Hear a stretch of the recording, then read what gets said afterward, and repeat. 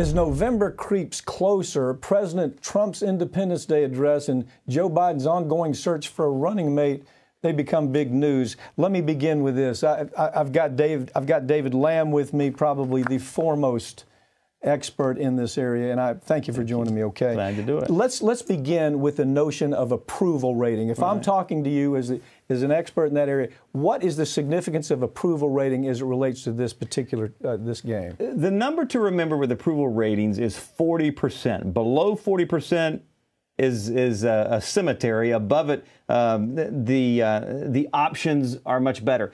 Gallup recently published their approval ratings. Trump's approval rating is at 38% as we speak. In early May, it topped off at 49%. A couple of interesting notes about this. You remember the concept of Reagan Democrats? Yes. Right? Yeah. So Democrats that would cross the aisle, believed in what Reagan was talking about, and signed on. In those 38%, 91% approval rating among the GOP, 2% among Democrats, the lowest in the history of the Gallup poll. Okay. So let's talk about. My memory is that H.W. Bush had this problem. He did. He lost. He did. Yeah. Jimmy Carter had this problem. He lost. Right.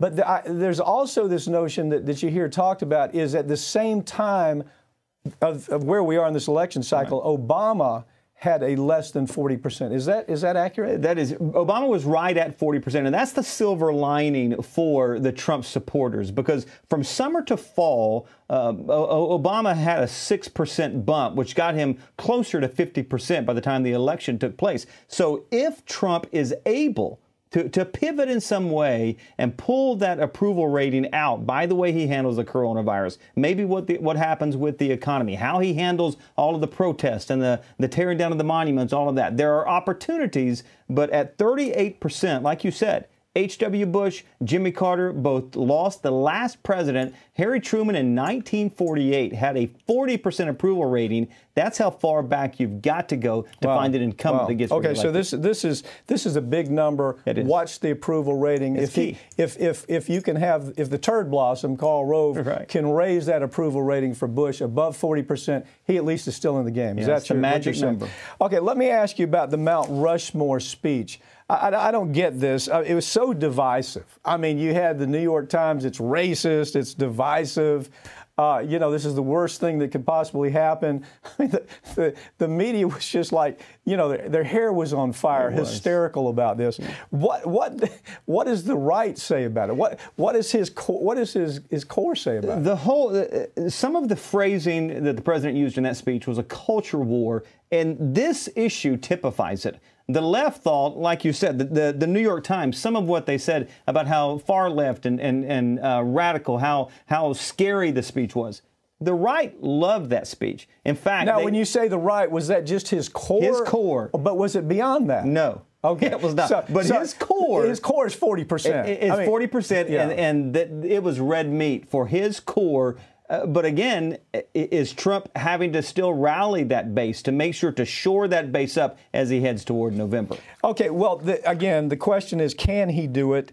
And as he's looking at this, you have to wonder, because you do have Biden. Is he still in the cellar? He comes out every now and then. He's done some fundraising lately. But it's working for him. I mean, let's call it what it is. Yeah. He's in the cellar. He's avoiding any kind of real controversy. They're not letting him talk, which is a really good idea. But it's working. That's the main thing.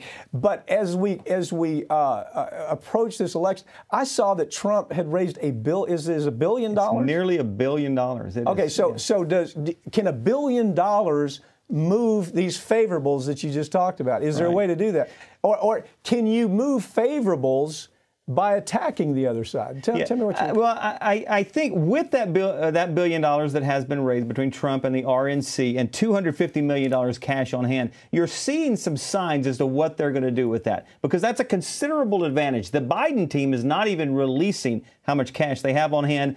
I don't know, but I would say that's a bad sign for the Biden camp if they don't want anybody to know what they have in the bank. But what has happened, the Trump campaign has committed $100 million in ads for Arizona, Florida, North Carolina, Ohio, Pennsylvania, as well as Wisconsin. So key states that he won, but also that's where he's committing money to. Okay, so now we've got, if you look at it right now, it doesn't look like a race. I mean, it really just doesn't look like a race.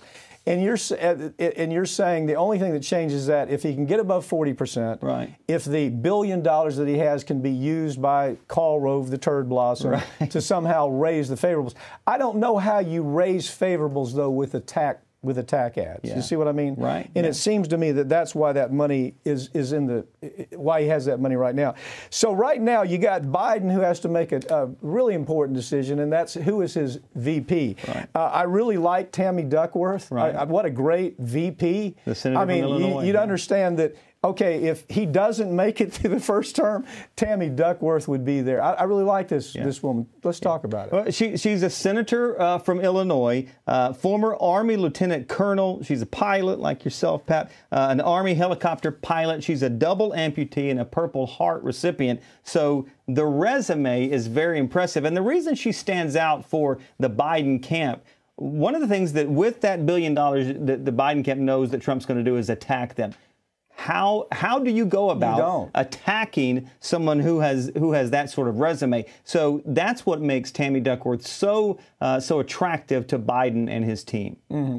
And so your call would be out of everybody he's considering, that's the one that moves the numbers? That is certainly the one that diffuses, because really at this point, if the numbers are anywhere close to accurate, Biden has around a 10-point lead. At this point, you're just protecting the lead. That's all you want to do. You're kind of playing defense. So this choice of Duckworth really kind of takes some ammunition away from Trump and the Trump campaign and their efforts to call the Biden camp and a Biden presidency a far left-wing radical, right.